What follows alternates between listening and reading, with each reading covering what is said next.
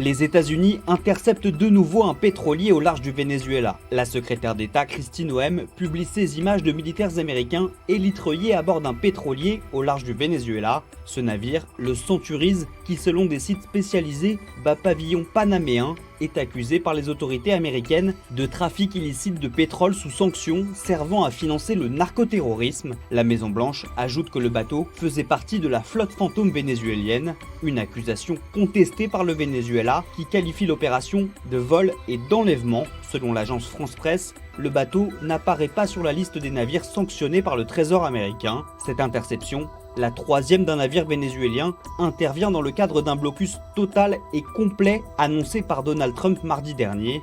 Selon lui, le régime de Nicolás Maduro se sert des revenus du pétrole pour financer la traite d'êtres humains, les meurtres et les enlèvements. De son côté, Caracas dément toute implication dans le trafic de drogue et assure que les États-Unis veulent renverser le président Maduro pour s'emparer des réserves pétrolières du pays. Le Venezuela étant le pays possédant les plus grandes réserves de pétrole au monde. Vendredi 19 décembre, Donald Trump a assuré ne pas exclure une guerre contre le Venezuela. Il a également assuré que Nicolás Maduro savait exactement ce que voulait le président américain, sans préciser ses propos.